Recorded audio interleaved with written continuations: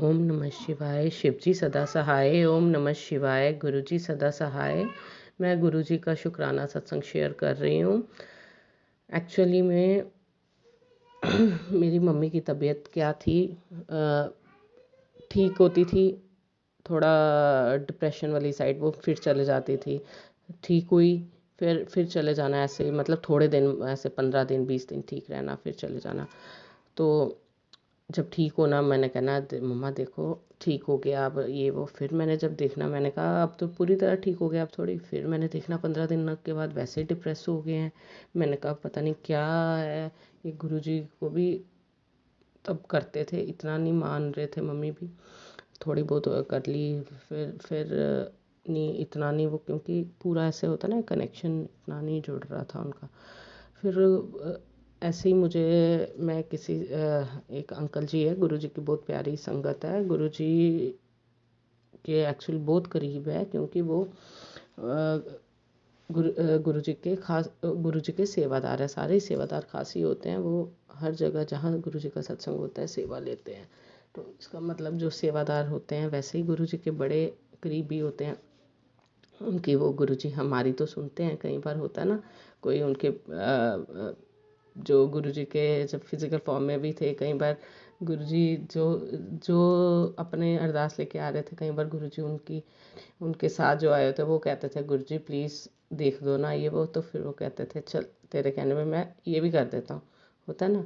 तो वैसे ही उनके अंकल जी ने ऐसे ही मुझे एक बार बोला था कि मतलब महाराज जी से मेरी इतनी कनेक्शन है, महाराज जी मेरी मुंह से निकली हुई बात कभी झूठी नहीं होने देते। मैं ऐसे ही हंस के भी किसी को कोई चीज़ बोल देता हूँ ना, और पता लगता है बाद में वो चीज़ उसके साथ सच्ची में महाराज जी ने पूरी की है, मैं कह देता हूँ अगर।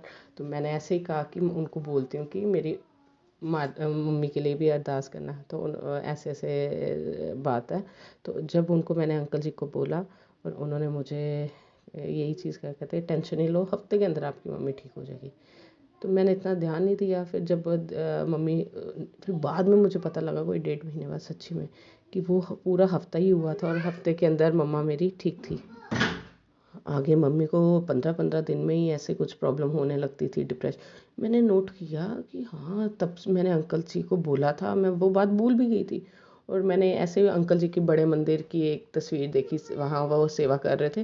तो तब अंकल जी की तस्वीर देख के मुझे याद आया, मैंने कहा आज 2 महीने से ज़्यादा हो रहा है और मेरी मम्मी तब से बिल्कुल ठीक चल रही है। मतलब देखो गुरुजी ने उन्होंने ऐसा बोला कि हाँ हफ्ते के अंदर आपकी मम्मी ठीक हो जाएगी, और आज मेरी माँ ठीक है। और वो मम्मी के रूम में तो 24 घंटे अब तो गुरुजी का ही उन्होंने ऑटोमेटिक, मतलब एक ख़त्म होता है अपने आप दूसरा भजन, कभी गुरुजी के मंत्र जाप। अब तो मैंने उनको बोला गुरबानी शब्द सुना करो मम्मा, तो वो चलाते रहते हैं। तो गुरबानी वगैरह अपने आप एक चेंज होती है। जगाधरी वाले जो जगाधरी वाले हैं ना, हरबंस सिंह जगाधरी वाले, उनकी गुरबानी गुरुजी सुनाया करते थे ज़्यादातर जब फिज़िकल फॉर्म में थे अपनी संगत को। तो मैं मम्मी को वही कहती हूँ उनकी गुरबानी वगैरह सुना करो। तो अब मम्मी के रूम में यही चीज़ें चलती रहती है। और मम्मी अब, हाँ, उनको अब तब थोड़े 15 दिन से उनको मैसेज भी आया था, मैं तेरे को नींबू की तरह निचोड़ूंगा। एक्चुअल में गुरुजी हमें बोलते ऐसे ही है, नींबू की तरह निचोड़ूंगा। वो नींबू की तरह नहीं निचोड़ रहे होते, वो हमारे कोई कर्म होते हैं, उस फॉर्म में काट रहे होते हैं। वो कहते हैं कि ये कर्म, अगर मैं बोलूँगा कि आपके ये कर्म है, अभी आपको ये प्रॉब्लम निकलनी है, फिर हम मायूस हो जाते हैं। वो इस चीज़ को हमारे आगे टेस्ट बना के रखते हैं, कि फिर लोग एक्साइटमेंट से कि कोई बात नहीं, गुरुजी टेस्ट ले रहे हैं, हम इसको पार करेंगे। तो ये भी गुरुजी, क्योंकि गुरु कभी किसी को दुख नहीं देते, गुरुजी कभी किसी को बुरा नहीं करते। तो अगर कुछ हमारे लाइफ में थोड़ा बहुत बुरा होता भी है, वो हमारे कर्म है जो उन्होंने काटने हैं, कटवाने हैं, वही वो काट रहे होते हैं, और कुछ नहीं होता है।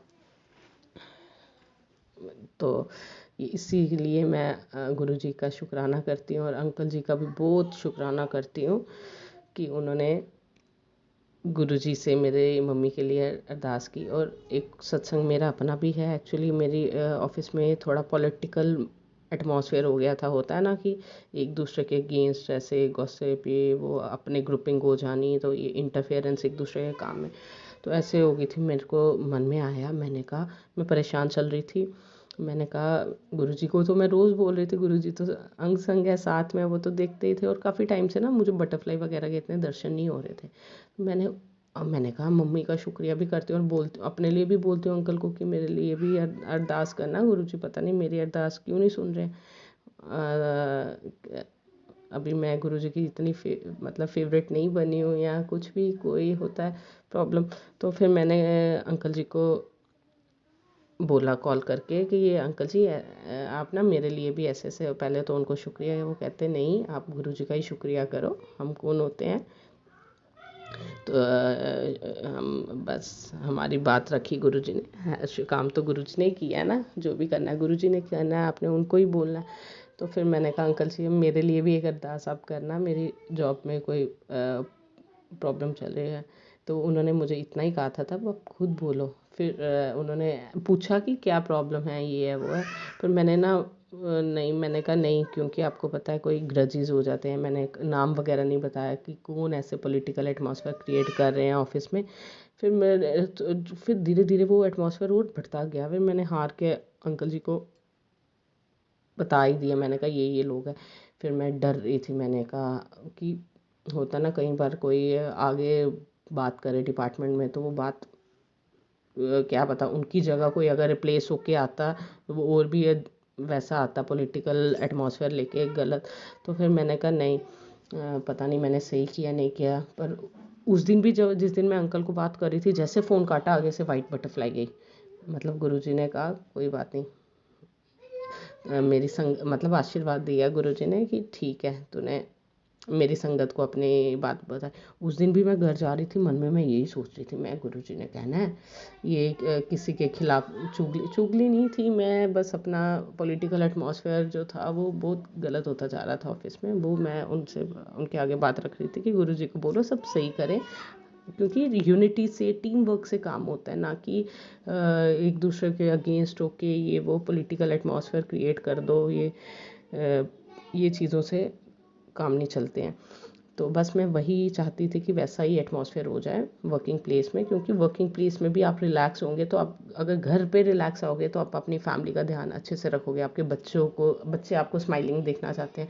आप ऑफिस से टेंस्ड फेस लेके आओगे, आप अपने बच्चों का क्या ध्यान रखोगे, आप खुद ही टेंशन में होंगे तो आप बच्चों को क्या देखोगे। तो देखो जैसे मैं उस दिन अंकल को कह के निकली, मैं दिमाग में यही डर रही थी, मैंने कहा देखो मैंने क्यों बोल दिया, कल को अंकल जी उनकी कोई कंप्लेंट कर देंगे आगे डिपार्टमेंट में या कुछ, मैं क्या करूँगी अगर मेरा नाम नहीं आ जाए कि ऐसे ऐसे। फिर बट देखो क्या हुआ, रास्ते में पहले मुझे ब्लैक बटरफ्लाई निकली, जबकि अभी बटरफ्लाई इतनी दिख नहीं रही थी, ब्लैक बटरफ्लाई निकली, फिर वाइट बटरफ्लाई निकली, फिर येलो बटरफ्लाई निकली, फिर थोड़ी और आगे पहुंची, मेरे को इतनी तेज़ फ्रेगरेंस आई, मैं गुलाबों की जैसे गुरुजी की स्ट्रॉन्ग फ्रेगरेंस।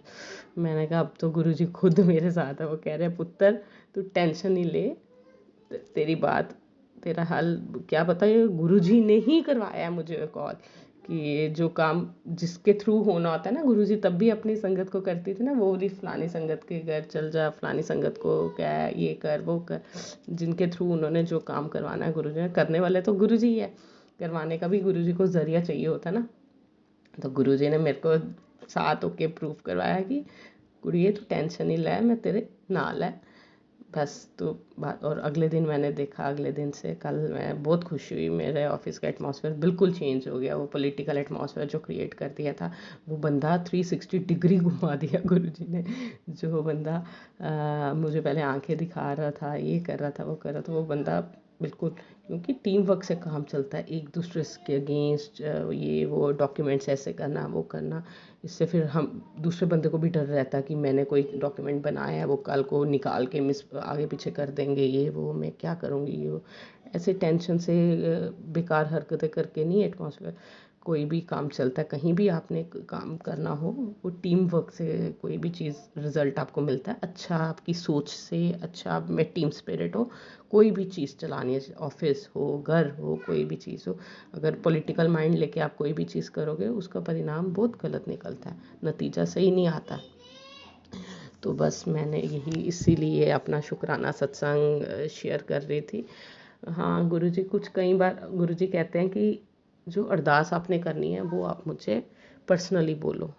जब अरदास पूरी हो जाए वो फिर आपने रुकना नहीं है। गुरुजी कहते हैं लोग अरदास भी इसी में शेयर करने लगते हैं ना, अरदास हमें पब्लिकली नहीं शेयर करनी है। गुरुजी तब भी कहते थे मन में बोलो। जब संगत करते थे ना गुरुजी, फिर तब गुरुजी कहते थे किसी के सामने नहीं बोलो, मन में बोलो जो आपको प्रॉब्लम चल रही है, मैं सुन रहा हूँ। अब तो गुरुजी से हम 1 to 1 घर पे बैठ के ही उनके स्वरूप के आगे बोलते हैं, गुरुजी हमें सुन रहे होते हैं। और ऐसा हुआ है गुरुजी से, जो कोई हम बात पूछना चाहते हैं ये क्यों हो रहा है, या पहले बता देते हैं। कोई प्रॉब्लम आनी हो, लोहड़ी में थोड़ी सी प्रॉब्लम कोई आई थी तो गुरुजी पहले से उसका संकेत दे रहे थे। मैं इग्नोर कर रही थी कि ये मैसेज हमारे लिए नहीं है, नहीं है, नहीं है। बट वैसा जब हुआ तो मैं तो डर गई। मैंने कहा देखो गुरुजी हमें संकेत कर रहे थे, हमने सोचा नहीं। फिर हमने कहा, और गलती हमसे क्या हुई थी, नया साल देखो, संगत परिवार इतना अच्छा मिला है, गुरुजी इतने प्यारे हमारे गुरुजी मिले हैं, तो नया साल हमें किसके साथ मनाना चाहिए था, गुरुजी के साथ। और नए साल मुझे वो भी रियलाइज़ गुरुजी ने कराया। नया साल हमने कैसे स्टार्ट की, न्यू ईयर में पार्टी करके, ये वो हम बाहर गए थे, पार्टी वगैरह एंजॉय की, ये वो। तो जिससे मुझे लगा नहीं गुरुजी बस अब नया साल मतलब, इसलिए नए साल में थोड़ी प्रॉब्लम्स आई मेरे साथ जनवरी का महीना। अब फेब से अच्छा हो रहा है, कल से अब सब ठीक लग रहा है मुझे। तो अब गुरुजी को मैंने यही बोला, गुरुजी आगे से न्यू ईयर मतलब गुरुजी का बड़े मंदिर चले जाओ, या गुरुजी के आगे घर पे ही केक शेक ला के उन्हीं के साथ बातें करो, उनका सत्संग करो। हम अकेले भी हर संडे को सत्संग करते हैं गुरुजी का। जब हुक्म होगा संगत करने का, हम संगत भी करेंगे, संगत इकट्ठी करेंगे घर पे सबको। पर अभी वही है ना, फैमिली में कुछ लोग मानते हैं, कुछ नहीं मानते हैं, उस वजह से मैं थोड़ा सा पीछे हट जाती हूँ। मैंने कहा सत्संग का मतलब यही होता है ना, गुरुजी को घर पे आते हैं, आशीर्वाद देते हैं। हम तो हर संडे को गुरुजी के चरण, गुरुजी तो रहते इधर है, पर सत्संग के टाइम में जो वाइब्रेशंस होती है उसमें जो वो हमें ब्लेस करते हैं, वो उस टाइम ना किसी ने कुछ बोलना होता है ना कुछ, वो गुरबानी के शब्द जब कान में पड़ रहे होते हैं वो बहुत पॉजिटिविटी लाता है। वो हम हर संडे को 1 घंटे का सत्संग खुद करते हैं। हम सिर्फ फैमिली के 4 मेंबर्स और बच्चे हमारे, हम बैठते हैं, हम खुद करते हैं।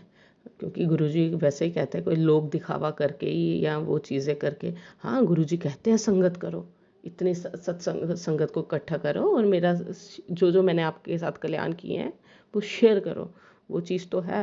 पर जब गुरुजी का करवाने वाले भी वही है ना, हम कौन होते हैं, हम तो उन्हीं के बनाए इंसान हैं, उन्हीं के इशारों पे हम चलेंगे। तो जब उन्होंने करवाना है तब 1 मिनट नहीं लगना, जब तक नहीं करवाना है तब तक हमारे दिमाग में यही वहम रहेंगे, है किसको बुलाएंगे, किसको नहीं बुलाएंगे, फलाने रिश्तेदार ने बोलना है, मुझे नहीं बुलाया, ये वो, ये चीज़ें दिमाग में रहती है ना। कुछ अपने घर के जो होते हैं, जो साथ में नहीं रह रहे होते हैं, लेकिन वो मानते ही नहीं होते हैं गुरुजी को। फिर होता है कि उन्होंने आके अपने ही बनाने हैं कि मुँह बनाना है या वो करना है, ये चीज़ें।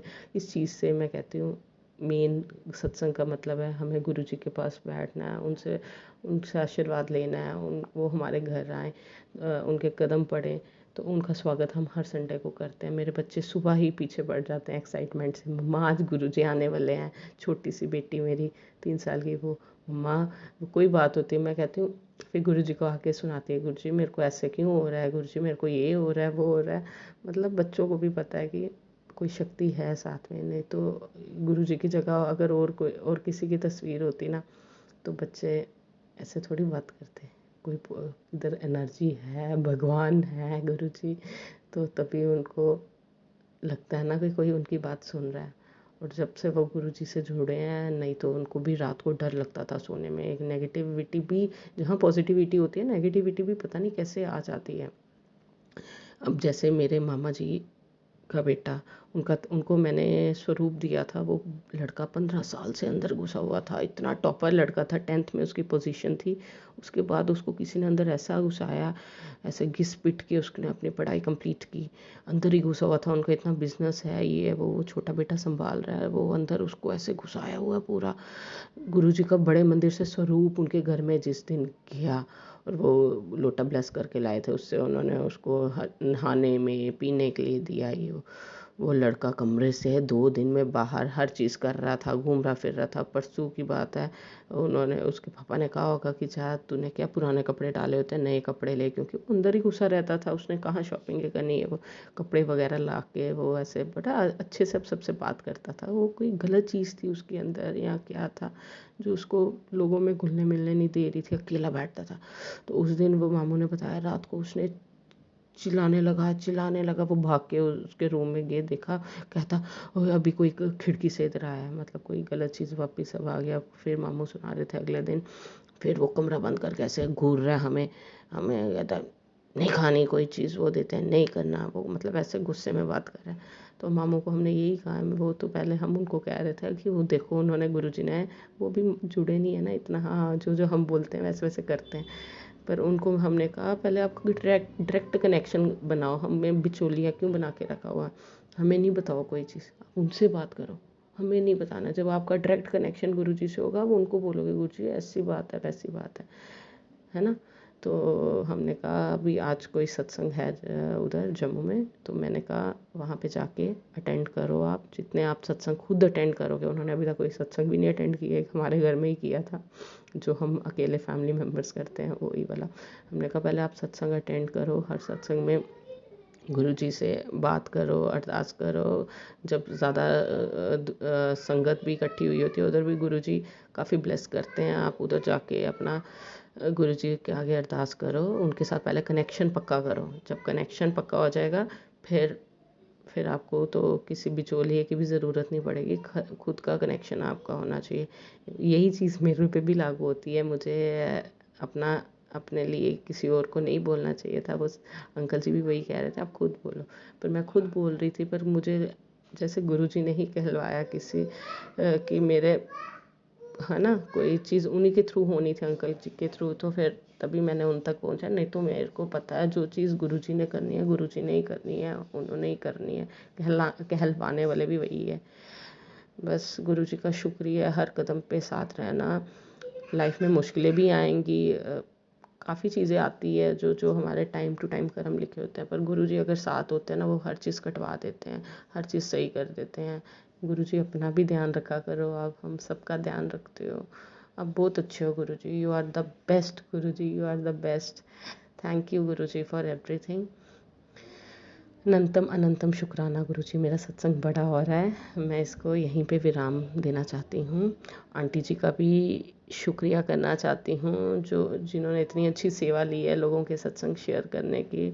हम लोगों के पास तो अपना सत्संग शेयर करने का टाइम नहीं होता, वो सबका सत्संग शेयर करती हैं, कितने अच्छे हैं। Thank you aunty ji, thank you aunty ji. ओम नमः शिवाय, शिव जी सदा सहाय। ओम नमः शिवाय, गुरु जी सदा सहाय। जय गुरु जी।